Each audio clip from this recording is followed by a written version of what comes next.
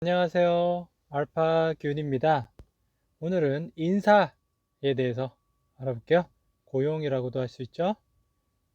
현전택 기자입니다. 고용 살아나야 진짜 회복이다. 미국은 최근 한 달에 100만 명 내외의 새로운 고용을 민간 부문에서 만들어내고 있다. 코로나19 발생 직후 14.7%까지 상승했던 실업률이 5%대로 내려가고 1년 안에 완전 고용 수준을 회복한다는 얘기도 나온다. 백신도 경제도 고용도 진짜 모범국이 되는 길을 밟고 있다고 합니다. 한국경제 기사입니다. 무사안일 공기업들 1조 세 사업 유치한 인천공항을 보라. 현 정부 들어 공기업에서 경제성, 효율성은 뒤로 밀리고 사회성, 공공성이 유난히 강조된 것은 주지의 사실이다. 하지만 가뜩이나 독점을 누려온 공기업이 부실과 비효율의 굴레에 빠지면 종사자만 어려워지는 게 아니다. 그렇게 공공부문이 고인물처럼 썩으면 결국 모든 부담은 국민 몫이다. 새로 생길 2,000개 이상의 좋은 일자리를 바탕으로 인천공항이 항공 MRO 산업의 글로벌 메카로 자리 잡길 바란다고 합니다. 버핏 후계자는 그레그 아벨 8,844억 달러 굴릴 거래의 기재라고 하네요. 아벨이 CEO를 맡으면 버핏은 직접 경영에 관여하는 대신 각 사업부가 잘 돌아가도록 조언하는 역할을 할 것으로 월가에선 내다봤다. 가드너 루소 앤드 퀸의 토머스 루소 경영 파트너는 버핏의 역할은 CEO에게 경영을 직접 알려주는 대신 질문에 답하고 자금 배분을 돕는 것이라고 합니다. 네. 이번에도 버핏의 간택이네요. 오마의 현인 간택은 이루어졌다. 박영봉 기자고요. 아벨 부회장이 당시 캣 에너지가 브리티시 유틸리티라는 회사를 인수하는 작업을 깔끔하게 처리했기 때문이다. 캣 에너지의 주주이자 버핏의 어린 시절 친구로 버크셔 해더웨이의 사내이사였던 월터 스콧 주니어가 이런 과정을 본 뒤 버핏 회장에게 아벨을 추천했다고 합니다. 90세 버핏 후계자의 아벨 부회장을 지목했네요. 권재희 기자인데요.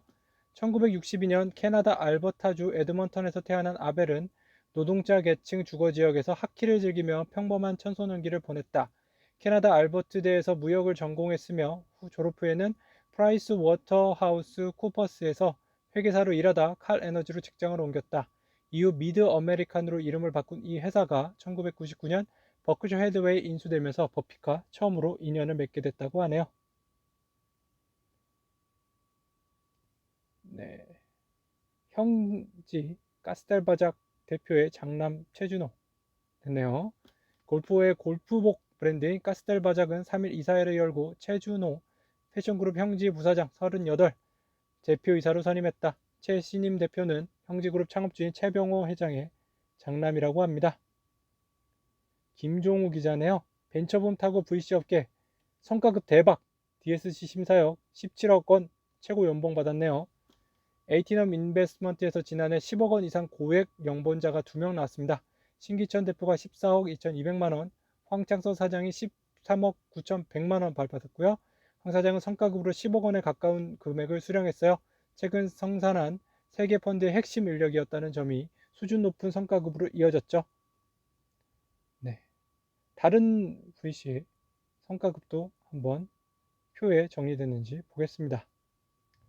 자, DSC 인베스트먼트의 김요한 전무 보수 19억 받았네요. 상여급이 17억이었습니다. 신기천 대표이사 아까 말했죠. 아주아이비의 윤창수 본부장 10억 받았네요. 8억이 성과급이었죠. 이준호 SBI 인베스트먼트 대표이사 8억 받았네요. 2억이 성과급이었고요. 변준호 K 컴퍼니 K 파트너스 이사네요. 5억 받았네요. 3억이 성과급이었고요. 김보경 기자입니다. 1분 만에 1억어치 완판 인플루언서 힘 믿은 레페리.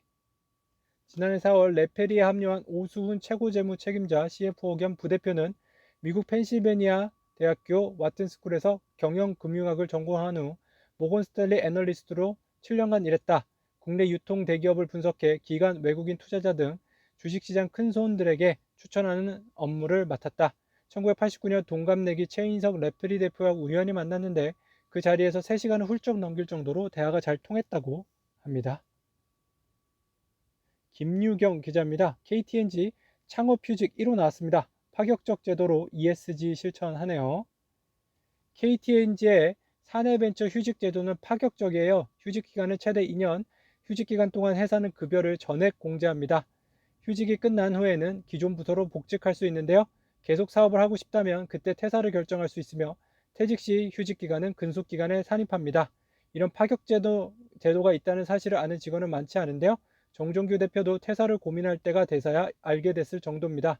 그동안 신청자가 없었던 건 아니죠. 매년 공지가 뜨면 한두 명 정도 신청했었어요.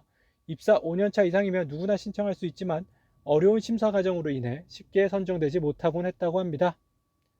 정승환 기자네요. 전영목, 장석훈, 김대환 삼성금융사 CEO는 CFO 출신이라고 합니다. 10대 그룹 인사 담당자가 뽑은 CFO 자질입니다. 기업이 영위하는 산업에 대한 이해 6개고요.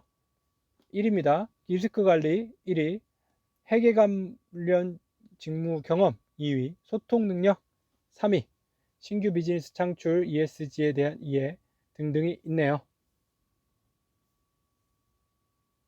정승환 기자네요. 기업 재무 사령탑 신사업 전략도 날을 거쳐야 완성된다고 합니다. 추광식 롯데지주 재무혁신실장은 지난 3월 주주총회에서 사내이사에 선임됐는데요. 추 실장은 롯데제과 재경부문장과 롯데그룹 경영혁신실 세무회계 파트장을 거쳐 2019년 말 지주사 CFO가 됐습니다. 하나그룹 사실상 지주사인 화나 주식회사 화나 재무책임자는 서광명 재경본부장 전무인데요. 그는 재무실 금융팀장과 기획재경부 금융실장을 거쳐 2018년 재경본부장이 됐어요. 서 전무는 화나건설과 화나호텔앤리조트 감사도 맡고 있죠. 주식회사 화나는 최근 1년 새 부채 비율이 131%에서 110%로 낮아지는 등 재무구조가 나아지고 있습니다. 김동관 하나솔루션 대표 등 3세 승계는 CFO의 숙제 중에 하나라고 하네요. 네, 어떤 분들이 있는지 한번 볼까요? 최윤호 삼성전자 경영지원실장입니다. 직급 사장, 등기임원 성균관대 경영학과 출신이네요. 서강현 53세 현대자동차 재경본부장 부사장이네요. 서울대 국제경제학과 출신이네요. 이성형 56세 SK주식회사 재무부문장 부사장이네요. 미등기 임원이고요. 연세대 경영학과 출신이네요. 하범종 53세 주식회사 LG 재겸팀장이네요. 부사장이고요. 등기 임원 고려대 경영학과 출신이네요. 추광식 54세 롯데지주 재무혁신실장 전무네요. 등기 임원이고요. 영남대 경영학과 출신입니다. 네, 그 다음에 진중성, 서광명, 하나, 김석환, 조영철, 한국조선은행, 김대호, 신세계 이렇게 더 있습니다. 네, 더 말씀드릴게요.